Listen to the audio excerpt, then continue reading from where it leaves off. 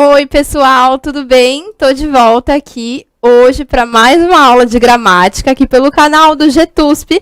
Sejam muito bem-vindos. Eu sou a professora Bianca de Moraes e na aula de hoje, né, voltamos aqui com a live, a gente vai ver dois temas, tá? A primeira parte da aula, a gente vai falar de regência, regência verbal e regência nominal, e a segunda parte da aula vale a pena esperar por ela, porque nós vamos falar sobre a crase, a bendita da crase, que todo mundo sempre pergunta, todo mundo sempre espera, e que ainda gera muita dúvida. Então, hoje nós vamos tentar desmistificar o uso da crase. Vamos lá? Vamos começar primeiro com regência, então.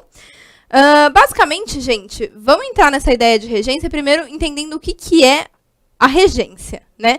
A gente chama de regência a relação que dois termos, ou seja, duas palavras, né, ou mais, né, tem de interdependência, ou seja, uma palavra depende da outra, uma palavra que pede um complemento, exige um complemento para que o seu sentido fique completo. Então, a gente tem dois tipos possíveis de regência, né? A gente tem a regência verbal e a regência nominal. Do mesmo jeito que a gente falou sobre concordância, né? Quando a gente tem uma concordância, a gente tem concordância verbal e nominal, né? Que é a ideia de concordar com um nome, com um substantivo, ou de concordar com um verbo, né?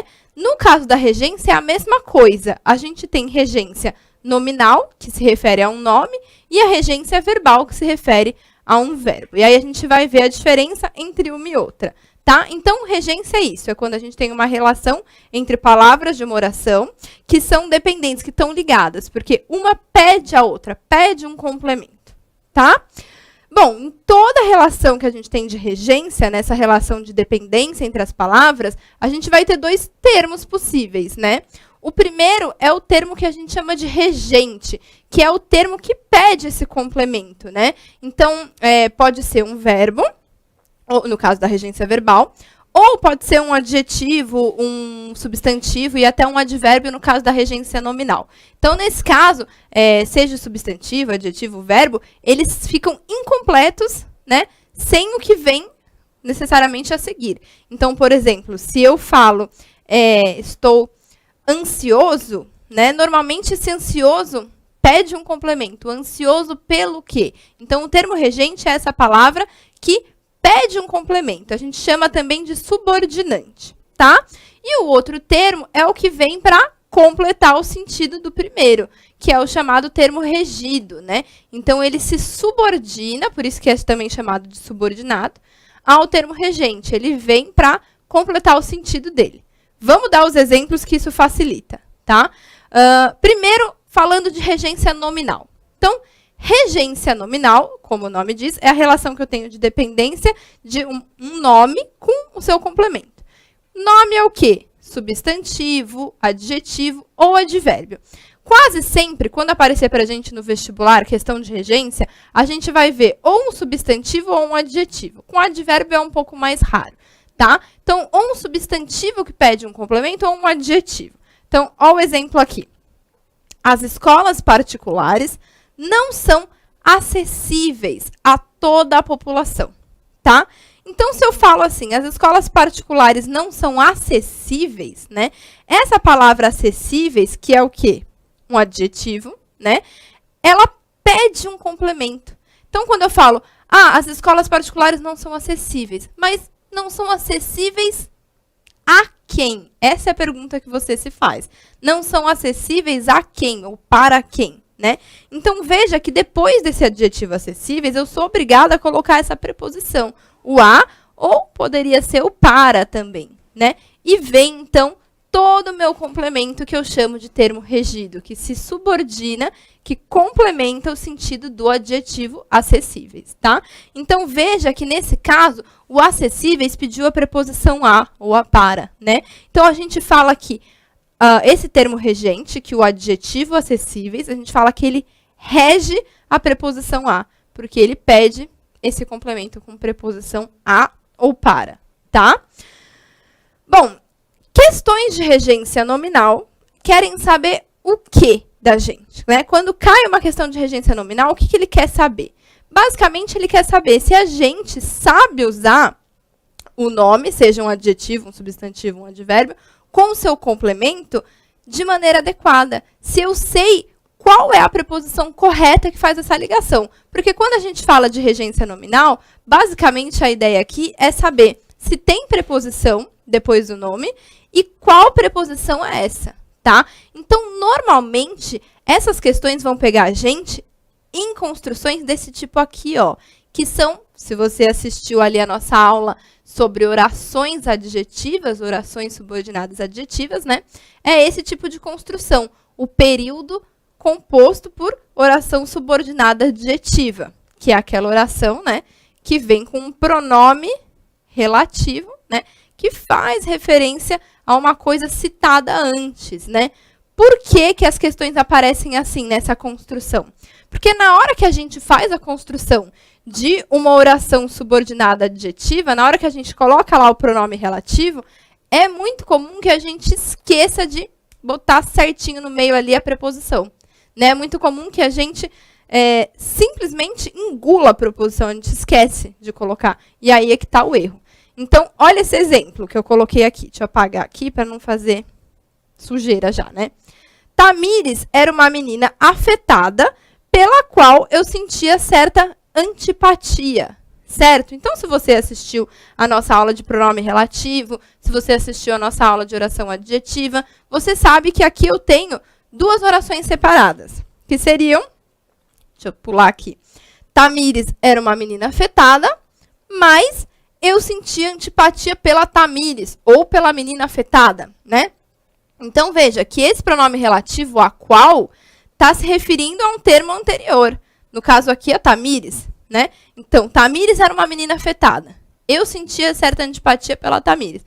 Na hora que eu junto isso, num período só, fica Tamires era uma menina afetada, né? Pela qual eu sentia certa antipatia, né? Então, na hora que eu coloco aqui, ó, sentia certa antipatia pela Tamires, eu estou usando o quê? A preposição por, que está aqui, mais o artigo a. Por mais a vira pela. E eu não posso esquecer dessa preposição na hora que eu faço a construção com o pronome relativo, entendeu? O pronome relativo aqui é a qual, né? Eu não posso esquecer de, antes do a qual, colocar a preposição por, pela qual. Então, Tamires era uma menina afetada. Se eu falasse a qual eu sentia certa antipatia, né? Só a qual, sem a crase aqui, estaria errado, né? Por quê? Eu não sinto antipatia Tamires, eu sinto antipatia pela Tamires, né? Então, quem tem antipatia, que é um substantivo, tem antipatia por alguém, né?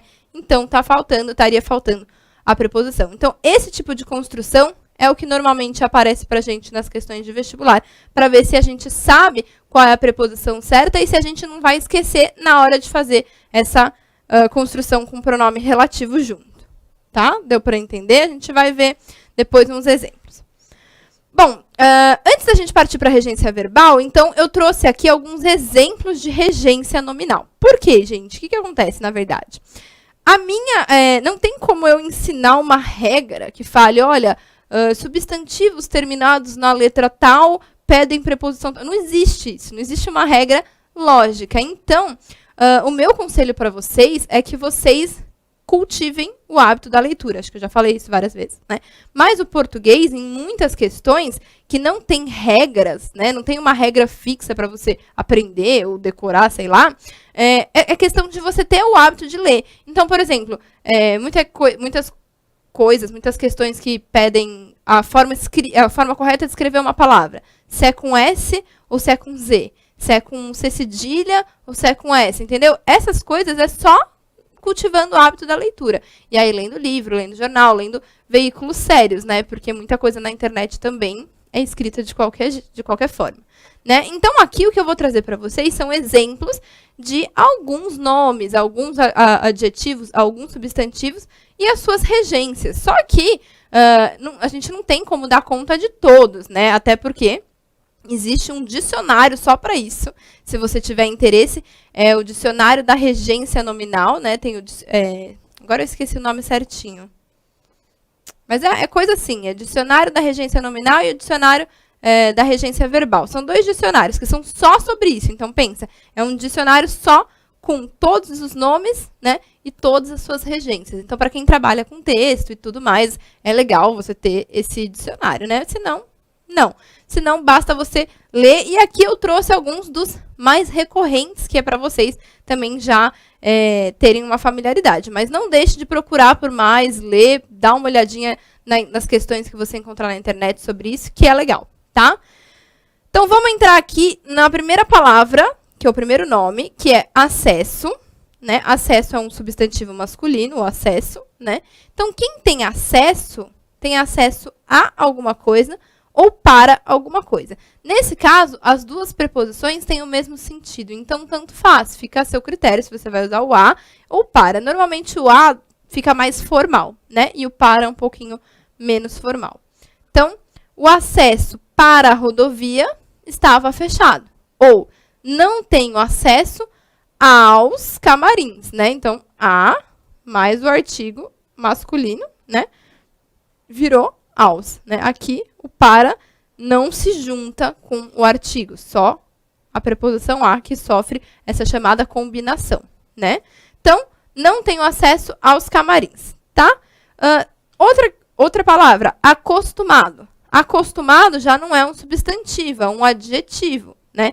Então, quem está acostumado a alguma coisa ou com alguma coisa, né? E aí depende um pouco da frase, olha. Já estou acostumado a ser ignorado. Então, veja que antes de um verbo, né? Ou seja, quando o acostumado vem antes de uma oração inteira, então, estou acostumado aqui a ser ignorado, né? Nesse caso, o melhor é usar o a, né? Já estou acostumado com ser ignorado, meio esquisito, né? Agora, se o complemento que vier, se o termo regido for um outro nome, né? Não for um verbo, não for uma oração inteira, aí você pode usar o com. Fiquei acostumada com a sua presença. E aqui também cabe você usar o a. Então, por exemplo, você, em vez de falar com a sua presença, você poderia ter falado, fiquei acostumada a sua presença. Ó aqui o acento que indica a crase, a gente vai ver no fim da aula de hoje, né? Porque juntei a preposição a, mais o artigo a, e virou a craseado, certo? Então, se o complemento for uma oração inteira, né, antes do verbo, prefira a preposição a. Se não, você pode usar a preposição com também.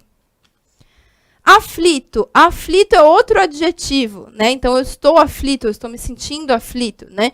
Quem está aflito com alguma coisa, né? Então, normalmente essa coisa é o motivo, ou por alguma coisa, né? Então, aflito é no sentido de ansioso para que alguma coisa aconteça, né? Enfim, que venha acontecer. Então, olha só. Estamos aflitos com a sua demora. Então, o complemento é o que está causando a minha aflição, que está causando o estado de eu estar aflito. Então, estamos aflitos com o quê? Com a sua demora. Ou o paciente ficou aflito pelo resultado do exame, né?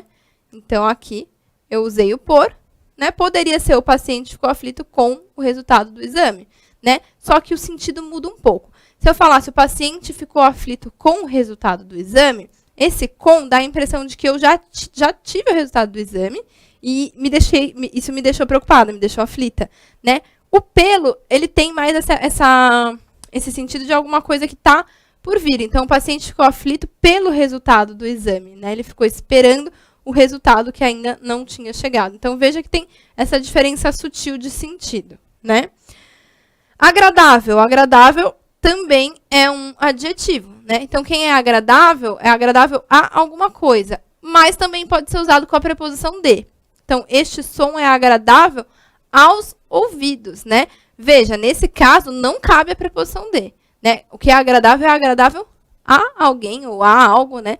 Poderia ser para também, agradável para os ouvidos. Também, o a quase sempre pode ser substituído por para, tá?